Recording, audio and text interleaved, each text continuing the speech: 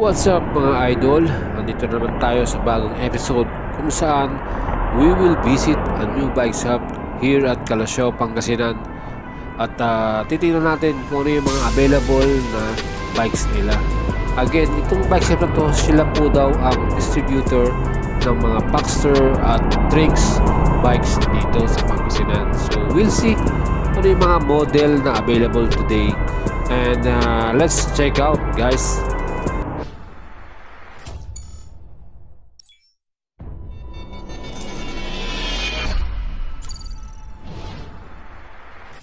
Again guys, kung bago lang kayo sa aking channel, please don't forget to subscribe at please pakidamay na rin po ang notification bell at pakipindot ang all button. Again, para po notified kayo sa ating mga future video uploads. Kung mahilig po kayo mag-bike at mahilig po kayo mag-motor, sakto po ang channel na to para sa inyo guys. So here, nandito po tayo sa Calasiao, Pangasinan, kung saan bibisitahin natin at i-check yung mga bagong model o mga bagong bikes na naka-display dito. Sa aking nakalap na info guys, sila po daw ang distributor ng Paxters at Trinks bikes dito sa Pangasinan. So we'll see and we'll check. Again, kasama ko po ang aking bestie, ang Trinks X7 Elite na aking gamit for almost 3 months. At talagang wala akong masabi sa kanyang performance, sulit na sulit guys. Again, eto tayo at makikita nyo may Paxter bikes na naka-display dito. And let's go and check out this bike shop. Ang pangalan po niya ay Dance Bike Shop. Matagal na rin po itong bike shop na to. Again, nagsimula po yata sila 2012 pa. At meron po silang main branch located sa Dagupan City.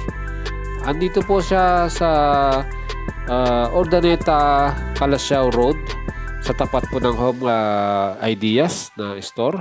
Malapit po sa Robinson Place, Pangasinan. Ayan guys, so let's go and check out yung mga Paxter bikes na naka-display ngayon. Wow, ang ganda ng kulay na to guys. Kulay pula. And with the Paxter bikes na to, I think FT302 to. And alam nyo ba yung specs niya, naka 3x8, naka Kenda tires, yan, naka air suspension na yung harap ng front fork, and naka Shimano hydraulic na siguro to. And shifter niya is L2A2. Yan guys, ang ganda no. Handlebar from Paxter, seat post from Paxter. Yan. So yan guys, dito kung naghahanap po kayo ng Paxter bikes or Trinks na bikes, available po rito sa Dance Bike Shop, Calasiao, Pangasinan. So first come first serve, sino po yung mauna, siya po yung makakabili. Very limited lang po kasi yung kanilang stock. And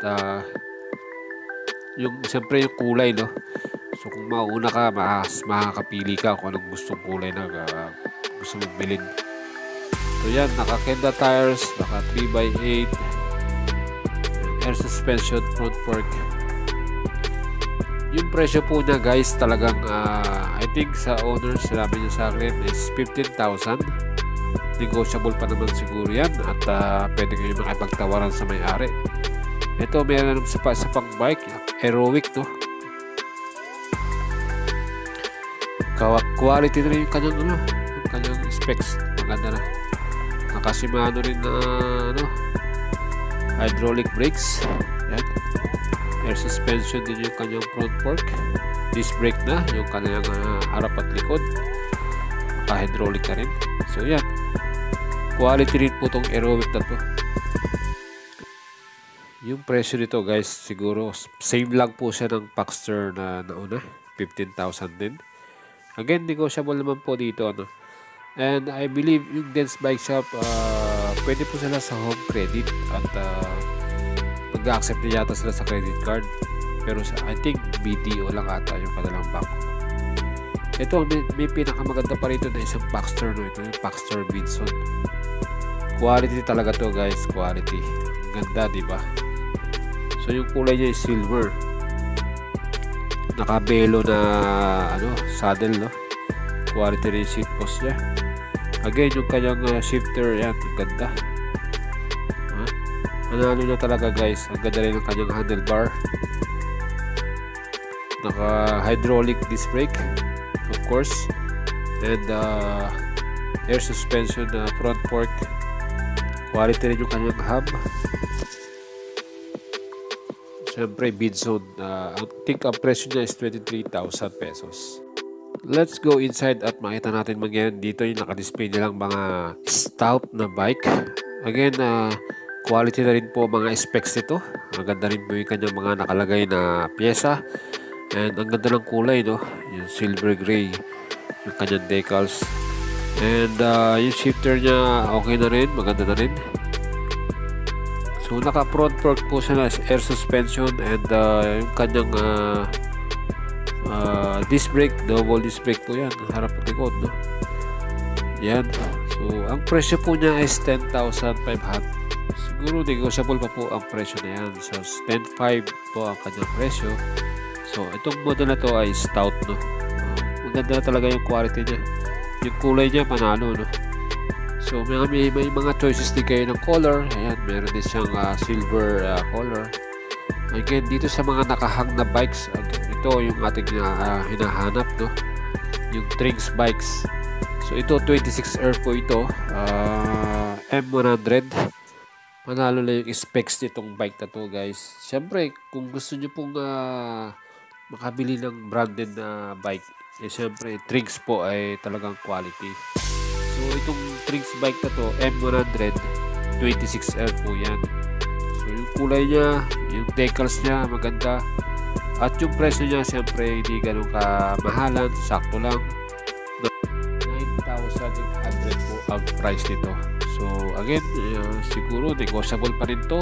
You can check out with the owner dito sa Dance Bike Shop. So ayan, Trings bikes guys, marami po siyang klase ng kulay. You can choose different kind of colors. So limited lang po yung stock nito, kaya kung mas maganda, kung meron kayong time, pumunta po kayo dito at bisitahin yung kanilang bike shop dito sa Calasiao, Pangasinan.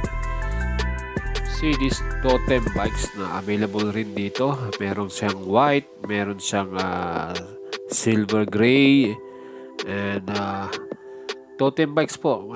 Kilala rin po ito sa mga MTB bikes na 27.5. I think quality na rin po yung mga nakalagay na pyesa rito. At sa presyong abot kaya, 12,000 pesos. Again, you can check out with the owner kung pwede pa ba siyang mabawasan o magkakaroon ng discount. Dito po sa Dance Bike Shop, I think available po ang home credit. So yan. So sa mga nagbabalak pong bumili ng bike at quality branded bike, dito po sa Dance Bike Shop, available po ang Trings at Paxter models. And then meron din po silang totem na mga bikes. So yan guys, ang ganda ng mga naka-display, no? Sa very colorful po yung mga model ng Trings. And meron din po silang mga BMX bikes na type. Totem din po yung brand.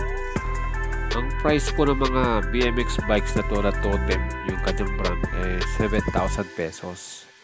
And again, kung sino po yung may mga gusto ng ganyan na klase ng bike, ang ganda po, no? Quality po yung mga nakalagay na pyesa rin dyan. Hindi na po kayo mapapahiya doon sa 7,000 pesos na ibabayad natin. Ang ganda ng kulay ng grid. Gusto ko yung grid na. Yan, ito po yung Trings na ibabang kulay ng M100. Yan. So guys, ito yung mga Paxter at Trings bike na available dito sa Dance Bike Shop. So kung ito po yung gusto nyong brand, you can drop here at Calasiao, Pangasinan at i-check out itong mga model na available. So again, itong bike shop na to, meron po silang binibentang high-end na bike. Actually, itong high-end na bike ay second hand na, pero slightly used lang po ito. Ito po ay full suspension. Ang brand po ng bike na to ay Specialized. It was purchased as price na 260k. So siyempre full suspension, specialized yung kanyang frame. Ayan, yung enduro yung kanyang tatak, yung model niya. Of course, second hand, so we can get it sa presyong 140k. So yan, slightly used lang po siya. Sino po yung may mga budget dyan na gusto magkaroon ng enduro specialized na full suspension bike, available po ito sa Dense Bike Shop. Actually, I think ang may-ari nito yung owner din, pero hindi niya kasi nagagamit. So gusto muna niyang ibenta to at masubukan naman ng iba. Meron po pala silang main branch na located po sa Dagupan City. So guys, available din po doon ang mga bikes na ito.